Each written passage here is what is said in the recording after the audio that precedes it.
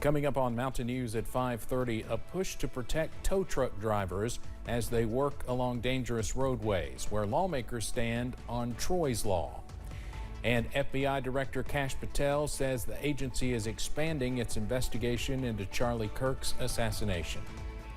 And in the world of weather, some places dodging a little bit of a renegade shower, but nice weather is on the forecast somewhere. Details coming up.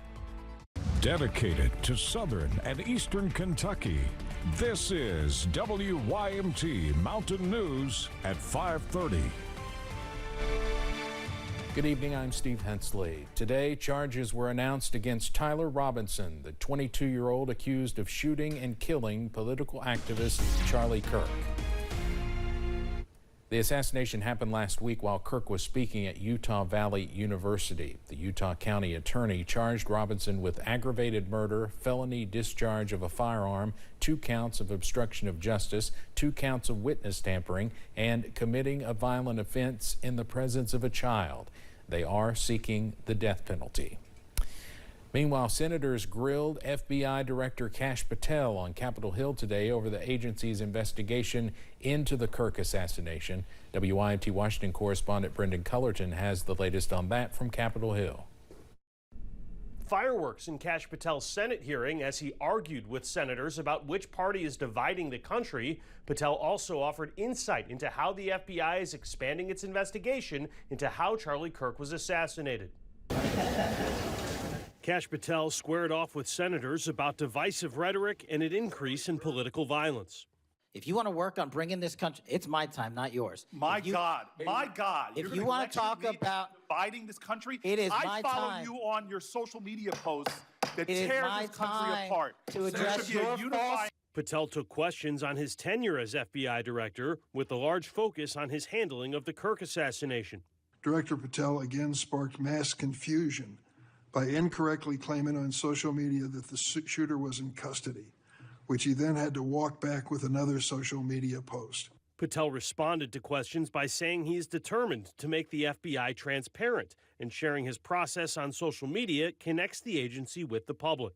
He also says the FBI is now looking into the messaging platform Discord and documenting messages between shooter Tyler Robinson and others, investigating if there was cooperation involved in the assassination. So that the information we gathered is sustained and held in a evidentiary posture that we could use in prosecution should it be decided to do so. Patel's testimony was part of a pre-scheduled hearing with the Senate Judiciary Committee. In Washington, I'm Brendan Cullerton. House Republicans have released its proposal to fund the government through November 21st and avoid a government shutdown at the end of this month.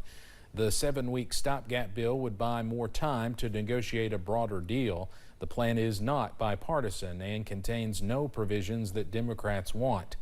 Most House Democrats are expected to vote against the proposal. If so, that would force House Speaker Mike Johnson and Republicans to deliver the votes on their own. If one side refuses to negotiate, they are the ones causing the shutdown. Because again, Democrats are happy to negotiate. We want to have a conversation with Donald Trump and Republicans about things we've been talking about for months, like health care, Medicaid, and the cost of living. And the American people know this.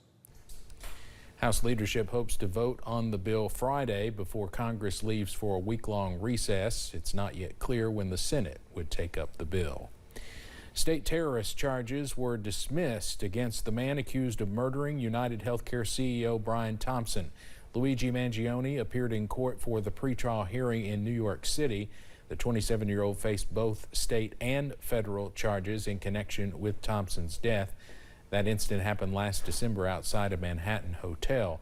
Mangione still faces second-degree murder in the state case.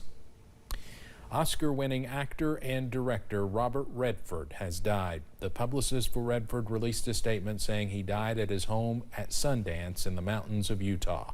No cause of death has been provided so far. Redford rose to stardom in the 1960s and was iconic for his roles in films such as The Way We Were, All the President's Men, and The Candidate. Robert Redford was 89 years old.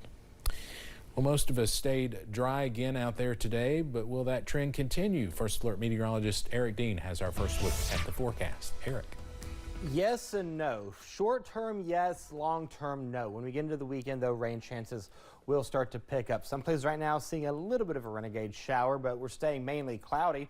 This is the scene in Breathitt County near Jackson. 75 is the current temperature. Feels like 75 out there. Our humidity right now is very low. This is what was mentioned on live pinpoint Doppler radar, seeing a little bit of a stray shower towards portions of Wayne County in Kentucky, a little bit of McCreary County, a little bit in Laurel County, Clay County, over towards Leslie County, portions of Perry County, seeing some rain at this time. Take a look at the system. It's going to push its way off to the south and the southwest. As a matter of fact, just to the south of the viewing area, there's a new severe thunderstorm warning that is in effect. So temperatures right now, not bad. 70s and 80s. We're sitting at 80 in Harlan, 81 in Jonesville, 75 in Whitesburg, 75 in Jackson, Moorhead's at 81 degrees. If you have plans tonight, make sure you have the WYMT First Alert weather app handy on your mobile device, where we see mostly cloudy skies, maybe a stray shower or two that will continue into the next few hours. Temperatures will make it to the upper 60s, low 70s by 9 p.m. By midnight, we'll see temperatures in the mid-60s. Now,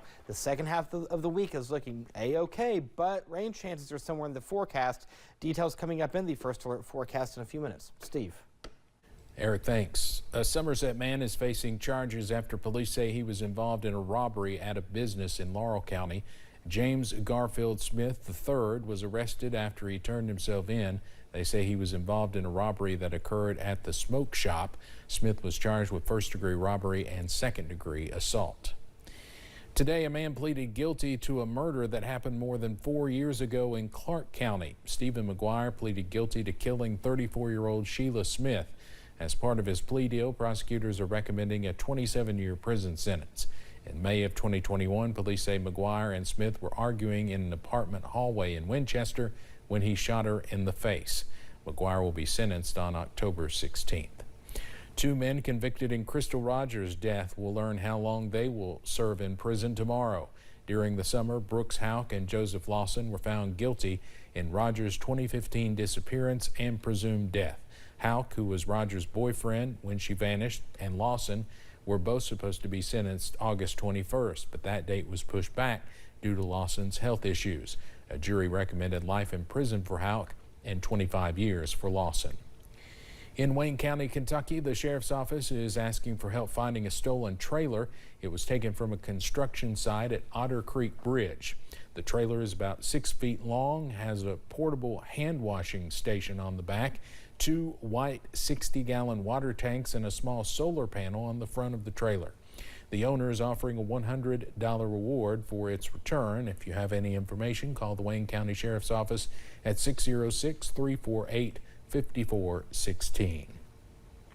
The state's largest community-focused nonprofit for addiction treatment is closing one of its locations. Isaiah House is closing its intensive outpatient treatment center in Georgetown. According to our sister station, the closing comes after the Scott County Fiscal Court terminated its contract with the organization. Georgetown clients are now being sent to the Isaiah House in Danville. Tow truck drivers across the nation are standing behind a bill to add rear-facing blue lights to tow trucks. The bill did not go anywhere during last year's General Assembly session, but today it had a committee hearing. Maggie Rickerby was there. Bubba Johnson owns and operates his own towing business. He is the driving force behind Bill Request 33. For the past year, he's been pushing for blue lights to be placed on the back of tow trucks when they are pulled over, helping with a wreck or a tow. With the move over slow down, it just isn't enough. This would give us one more layer of protection. The current proposed bill says the blue light would only be turned on when the tow truck is still, not when it's moving. But there's a deeper meaning behind these efforts. It's been almost a year since tow truck driver Troy Caldwell was struck and killed while working on the side of the road on I-64 in Bath County. He meant everything. Desiree Likens is Troy's daughter. And he loved it. He loved to help people, and just watching him light up every time he'd get out of that truck, he'd flip them lights on. He had a big smile on his face. With a daughter who misses her dad in the crowd, Johnson had the chance to go before Kentucky lawmakers at today's interim joint committee on transportation meeting in Frankfort. The reality is simple. Every day, tow operators stand within inches of traffic moving 70+ miles an hour. Representative David Hale said the committee received a letter in opposition before the meeting started. But since the hearing, Johnson tells me he's received text messages from representatives who want to meet and talk more about Troy's Law. Kentucky has the opportunity right now to be leaders and say, hey, we care about our.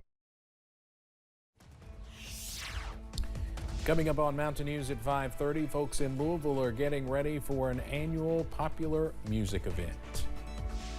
And in the world of weather, all is quiet now, but rain chances are in the forecast. Details coming up.